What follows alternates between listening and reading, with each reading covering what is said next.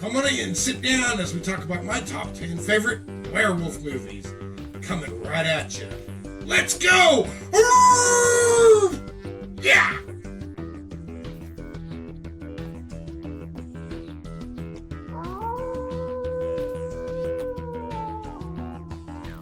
What's up, guys? Thanks for tuning in to the channel. My name is Scott, and this is the Movie Den. Today we're going to be sitting around and talking about my top 10 favorite werewolf movies.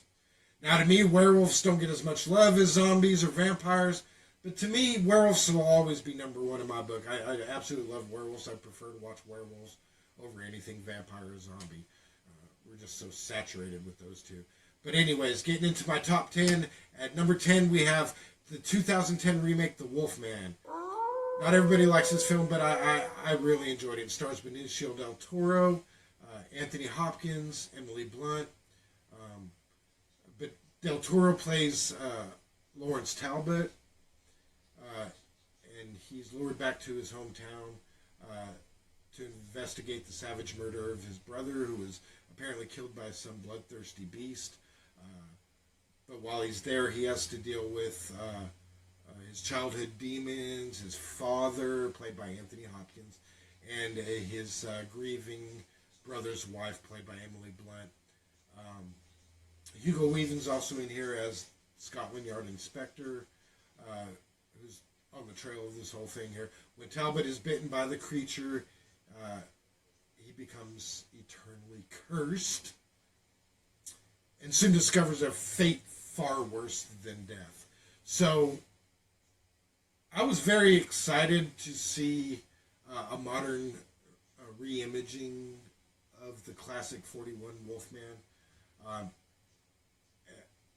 With all the modern technology, it was going to be nice to see, and modern day effects, to kind of see a fresh take on it. I found this to be every bit as atmospheric and engrossing as the original film. Not only has director Joe Johnston paid a tremendous homage to the early Hammer films, but he also brings in some great sets, which the designs are on par with, like Francis Ford Coppola's Dracula. So great stuff here. I mean, I would say you can put them in the same universe, and that's just my opinion, because they were dark, uneasy. The tone was creepy. Overall, it was better than I thought it was going to be, but really not as good as it could have been. There's a lot of missed opportunity with practical effects. Yeah, there's a bit in there. Rick Baker did the design, which he'd wanted to do the Wolfman for a long time. You know, that was his first love. That's what got him into makeup design. So, but they used some CGI, so it kind of took away. So it could have been a much better film, I believe. In the end, I enjoy this. It's something I like to revisit every once in a while. Great performances, great tone, great direction. Check it out.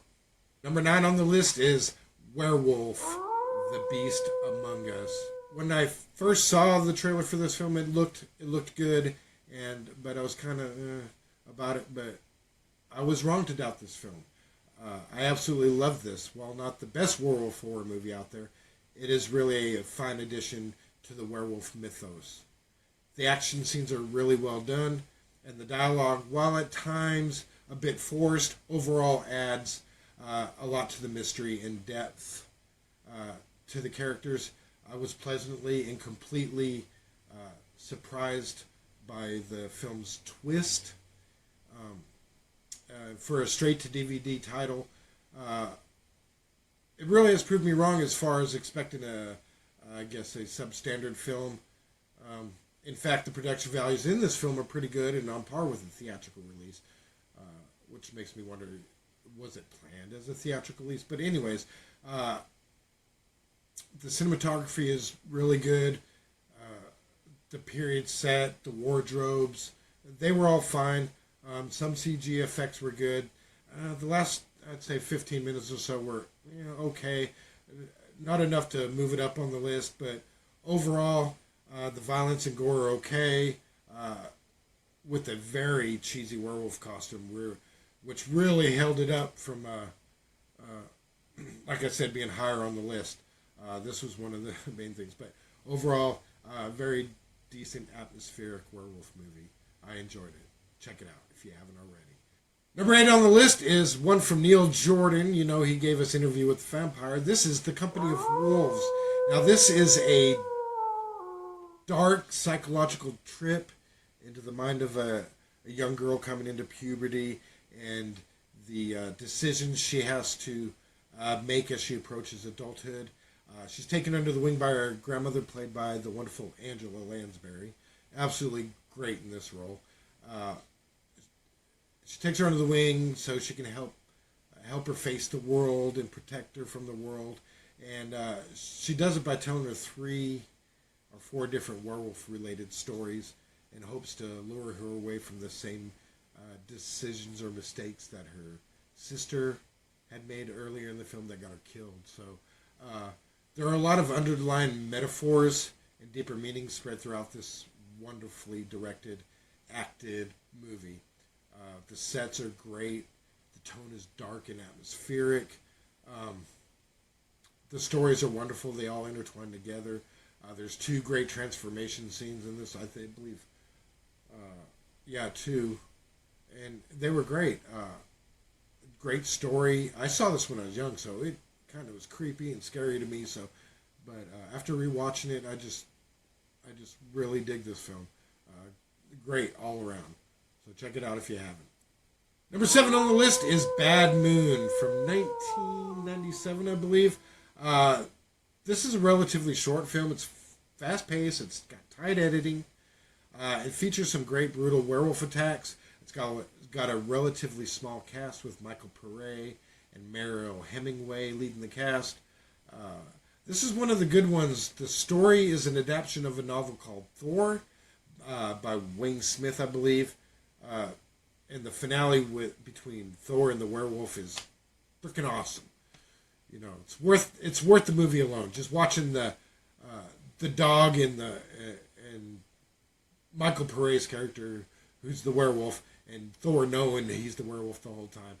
Just seeing all that stuff's just worth watching the movie. Overall, it's great. Michael Pare is good as the man who becomes the beast. And he actually makes you believe that he's torn between being a good man and an uncle and containing this curse that he has. The movie isn't the best. The transformation scene, CGI, bad choice. Oh my god. But the werewolf design is cool as hell. I like it. I've always liked the bipedal werewolves, with the American Werewolf in London werewolf being the only exception. I've always liked bipedal werewolves. But anyways, great stuff in here. It's a fun watch. It's definitely worth checking out if you haven't already. Definitely worth being in my top 10. Next up at number 6 is Wolfen. Now this was released around the same time as An American Werewolf in London and The Howling. And Wolfen, to me, is an underrated classic. And it's not really your classic werewolf movie. It's not really a werewolf movie. So don't go into this film expecting or wanting that. Go into this more with an open mind. It's gritty. It's got an interesting take on the time-honored werewolf type monster theme. You know, it's engrossing. It's chilling. I was initially turned off by this film when I was younger, but as an adult, I see a better film than I had then. It's so well written that it makes the story as original and engaging as almost believable at times. It starts off as a murder mystery and ends up being an examination of mankind's role on the planet. So this is not your typical werewolf throat ripper. It's just a classic movie that sadly went under the radar during its time of release, and I believe it fell into relative obscurity.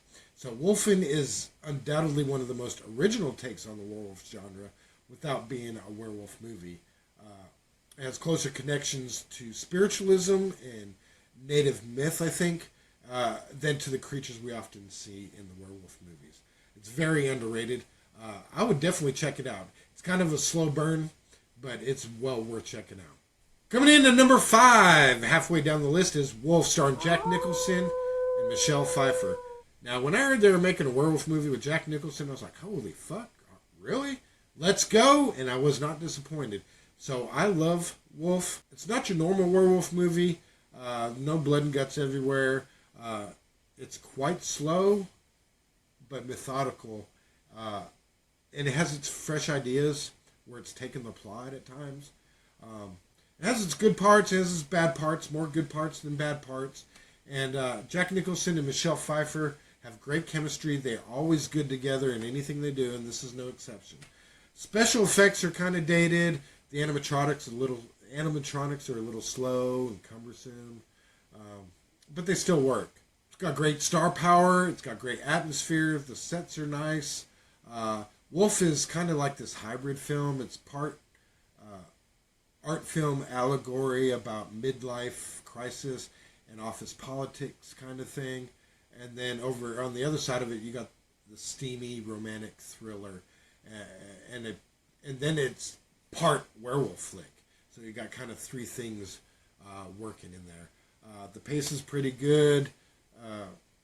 James Spader is pitch perfect as this hypocritical, backstabbing punk that Jack Nicholson really can't stand. He's the kind of guy you just want to punch right in the face. Michelle Pfeiffer shows why she's thought of as a beauty. She just lights up the screen. Wolf has to be one of the few werewolf films that is surely worth the watch. Now, depending on how well and how much you take your werewolf mythology, I find Wolf to be a great addition. You can never go wrong with this movie, mainly because of its all-star cast and part of its unique storytelling. So, next up is the low-budget wonder Dog Soldiers. I'm sure many of you, especially werewolf fans, have already heard of this and probably ranked it high up on their list. Maybe higher than me, maybe lower than me. But at number 4, it's a thoroughly entertaining horror film. It grabs you by the throat, and it doesn't let go until like it fades out. It's very minimal in every way, but it's all the better for it. It's a more riveting film. The werewolves do look kind of stupid, but they almost invariably do. So I don't hold it against the movie too much.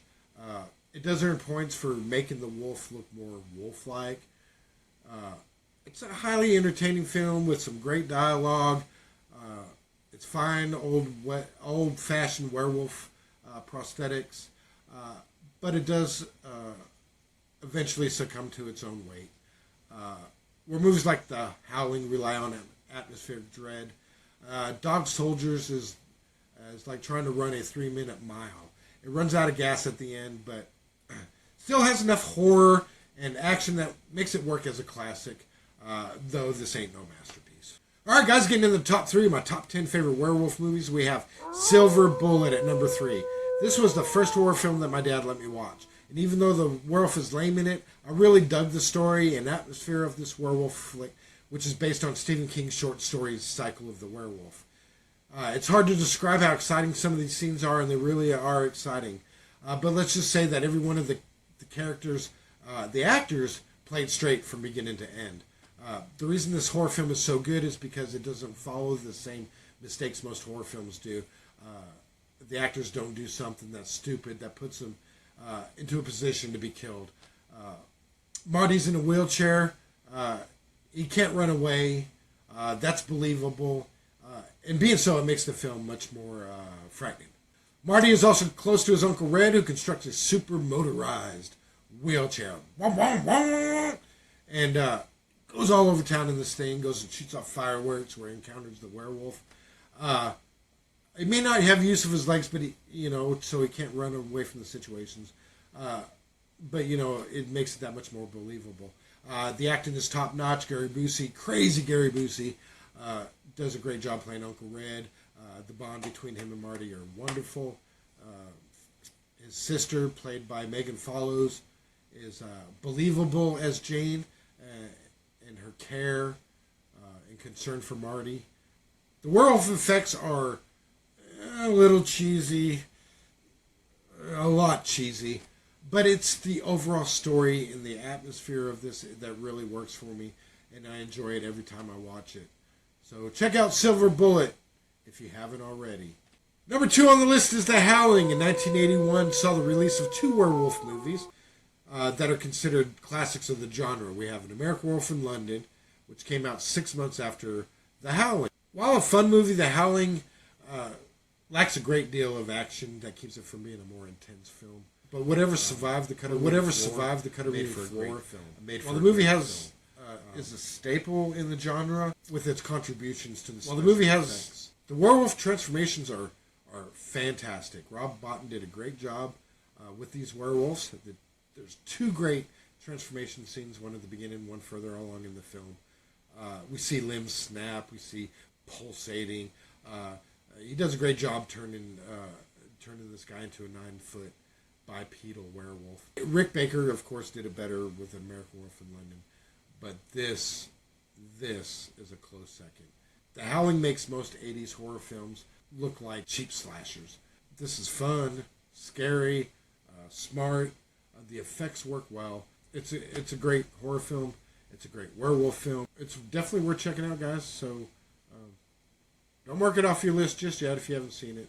But I'm sure most horror fans have seen it by now. So that's my take on The Howling. All right, down to the number 1 on my list. It'll probably be no surprise to anybody, but that's American Werewolf in London.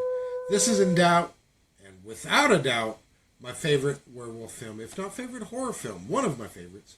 It has great jump out of your seat scenes. It's got key moments of terrifying dread and suspense. There's a lot of comedic elements here that help relieve the tension that's been building up. It matches what's going on, so it never feels out of place. The makeup effects by Rick Baker are phenomenal, and the special effects Academy Award was created because of Rick Baker's fantastic work in this film, and what she did win the first ever Academy Award for special visual or makeup effects. And they hold up, and in the past 30 years, nothing has compared to it. The Howling almost did, but it didn't quite make it there. There's a lot of great stuff in this film. I love the ending of this film, and the very end of this film always gets me right here. It's a great story. It's a great love story. It's a great horror movie. It's a great werewolf film. I loved everything about this. So check it out, guys, and I'm sure you have. And that's it for this episode of The Movie Den, guys.